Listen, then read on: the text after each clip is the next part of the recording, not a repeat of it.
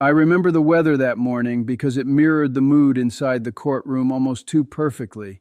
It was gray, relentless, and bitterly cold, the kind of Rhode Island cold that seeps through the windows no matter how high the heat is turned up. Before I even took the bench, I sat in my chambers for a few minutes longer than usual. I adjusted my robe, looked at the photo of my father on the desk, and took a slow, grounding breath. My father used to tell me, "Daniel, the law is written in black and white, but life is lived in the gray." He taught me that behind every piece of paper, behind every citation number, there is a human heart beating, often carrying a burden we cannot see. I didn't know it yet, but that morning, the gray was about to walk through my doors in a way I would never forget. When I walked into the courtroom, everyone stood as they always do. The bailiff called the session to order, and the familiar sounds of the morning began. The shuffling of feet, the clearing of throats, the rustling of files.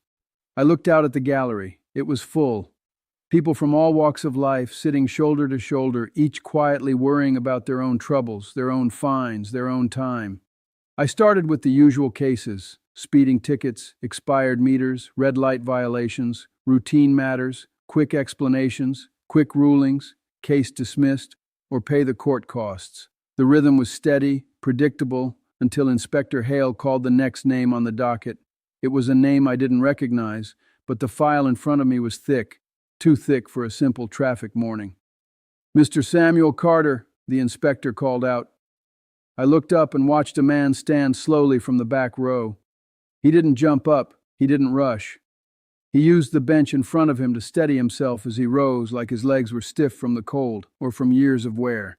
He was an older gentleman, perhaps in his late 60s. He was wearing a military jacket, an old army field coat that had clearly seen better days. It was clean, but the fabric was worn thin at the elbows, and the color had faded from a deep olive to a washed-out gray. He held a small battered hat in his hands. As he walked toward the podium, I noticed his gait. It was proud, but tired, deeply tired.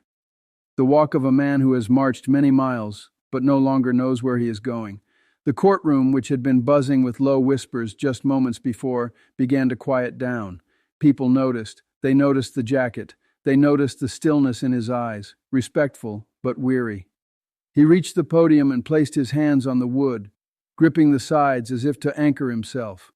I looked down at the citations in front of me. There were 5 of them, all for the same thing: overnight parking in a restricted zone, parking in a public park after hours, loitering in a vehicle. On paper, it looked like someone who simply refused to follow the rules of the city, someone being a nuisance. But I have learned never to judge a man by the paper in front of me. "Good morning, Mr. Carter," I said, keeping my voice calm and welcoming. He looked up. His eyes were clear, blue, and quietly heartbreaking. "Good morning, Your Honor," he replied, his voice rough like it hadn't been used much lately. "Mr. Carter, I have 5 citations here from the last 2 weeks, all related to your vehicle being parked in unauthorized areas overnight. Do you understand the charges against you?" He nodded slowly. "Yes, sir. I do." No excuses, no arguments, just acceptance. That kind of silence says everything. "Mr. Carter," I asked gently, leaning forward slightly, "why were you parked in these places night after night?" The room went still. He took a breath, and then another. And that's when something inside him cracked. "I didn't mean to cause trouble," he said softly. "I really didn't. I parked there because I have nowhere else to go." The words didn't just hang in the air. They settled, heavy, permanent. "Nowhere else to go," I repeated quietly. "Mr. Carters, are you living in your vehicle?" He nodded. "Yes, sir, for 3 months now, since I lost my apartment. The rent went up. My pension just couldn't keep up." He swallowed hard. "That car is everything now. Bedroom, living room, shelter. I park in quiet places so no one notices. I try to disappear." That word stayed with me. Disappear. I looked again at his jacket. "Did you serve?" He straightened instantly. "Yes, sir. United States Army. Vietnam.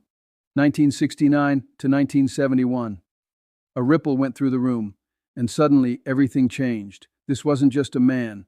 This was someone who had already given everything once, and now he was sleeping in a freezing car. I get by, he added quickly, almost defensively. I layer up, I run the engine sometimes, just enough to stay warm. The image hit hard. A man watching the clock in the dark, just to survive the cold.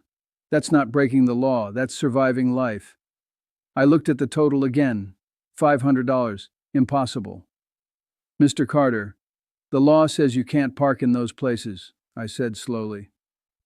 But the law was never meant to punish a man for having nowhere to go. Silence. Pure silence. Do you have family? He shook his head. My wife passed 5 years ago. No kids. It's just me now. And there it was. Loneliness layered on top of survival. I took a breath. Then I made my decision. Mr. Carter, all 5 citations are dismissed. A wave moved through the room, but I wasn't finished. And you're not going back to that car tonight. He looked startled. I can't afford. You don't have to. Inspector Hale stepped forward. We'll get him a place. A hotel, I added firmly. Then something unexpected happened. A nurse stood up. I'll cover his meals. Then another voice. I've got $50. And just like that, the courtroom turned human. Mr. Carter turned around slowly, overwhelmed. I don't deserve this. If you don't, I said, locking eyes with him, then none of us do. Tears fell freely now. I thought people forgot, he whispered. We see you, I said. You are not invisible. He tried to speak again. I'll pay it back. No, I said softly. Just help someone else one day.